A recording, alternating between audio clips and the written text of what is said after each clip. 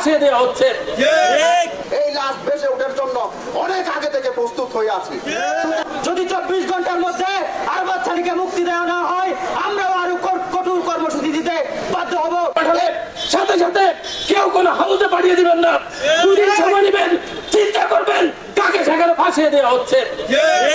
এখন থেকে কোস্টগার্ডের যে সমস্ত সদস্যরা রয়েছেন, আমাদের এই বক্তব্য, এখানে আপনাদের গোয়েন্দা বাহিনী আছে, আমরা জানি এই বক্তব্য আপনাদের কাছে পৌঁছাবে।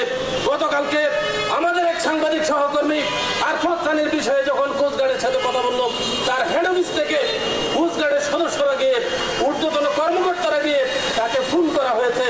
এই যদি কন্ট্রোল করার চেষ্টা হয়, এই নতুন বাংলাদেশে এখন পর্যন্ত সাংবাদিকের যে কথা বলার স্বাধীনতা, সেটি এখন পর্যন্ত বাস্তবায়ন হয় নাই। আজকে থেকে আমরা ঘোষণা দিচ্ছি, আমরা ক্র্যাকের পক্ষ থেকে কোস্টগার্ডের সংবাদ বর্জন করলাম। একই সাথে আরবাজ সানির ন্যায় বিচারের জন্য সারা বাংলাদেশের সকল সাংবাদিককে অনুরোধ জানাবো, কোস্টগার্ডের সংবাদ যেন তারা বর্জন করে। আপনারা জানেন, আরবাজ সানির জন্য যে আন্দোলন সৃষ্টি হয়েছে সেটি এখানেই থামবে না। আগামীকাল হুকিয়ে একটি মানববন্ধন ডেকেছে, সেখানকার কর্মরত সাংবাদিকরা। একই সাথে ঈদগাহতেও আয়োজন করা হচ্ছে, এবং আমরাও যদি 24 ঘন্টার মধ্যে আরবাজ সানিকে মুক্তি দেওয়া না হয়, আমরাও আরো কঠোর কর্মসূচি দিতে বাধ্য হব।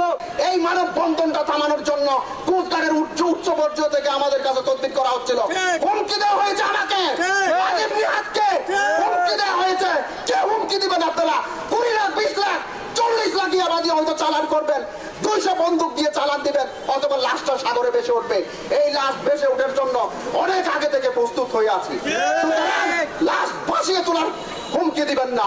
বাংলাদেশের মানুষ তথা কক্সবাজারের মানুষ জানে, বর্তমান সাধারণ মানুষ জানে আপনারা কি করেন, কি কর্ম করেন।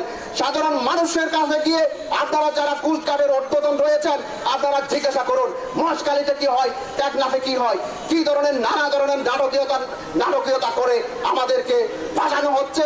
এবং 5 আগস্টের পরেও এখনো পর্যন্ত ফাঁসানোর যে ধারাবাহিকতা, সেটা অব্যাহত রয়েছে। আপনাদের একটা প্রমাণস্বরূপ একটা কাগজ আমি দেখাতে চাই। আমাদের সহকর্মী আরবাজ সানিকে গ্রেফতারের পরে আইএসপিআর থেকে একটা প্রেস বিজ্ঞপ্তি দেওয়া হয়েছে। আইএসপিআর যেটি 3 বাহিনী অন্তঃবাহিনী পরিচালনা করে বাংলাদেশের সর্বোচ্চ, যেটি যদি বিদেশের সাথে যদি কোনো যুদ্ধ লেগে যায়, এই আইএসপিআর আমাদের সংবাদ দিবে। সেইখানে আরবাজ সানির কোনো অস্তিত্ব নেই। আরবাজ সানির যদি কোনো অপরাধ থাকে, সেই অপরাধ কেন আগে বলেননি আপনারা? আপনাদের বিরুদ্ধে যখন সেই বক্তব্য দিয়েছে, আপনাদের বিরুদ্ধে যখন সংবাদ প্রকাশ করেছে, তখন আপনারা নানা ফোন দিয়ে তাকে টার্গেট করেছেন। প্রথমে তার স্বজনদের, এরপরে তাকে আপনারা তুলে নিয়েছেন। কেন? সেখানে তো নৌবাহিনী অভিযান করেছিল। নৌবাহিনী যে আইএসপিআর থেকে যেই বক্তব্য দিয়েছে, এটি চেঞ্জ করলেন কেন আপনারা?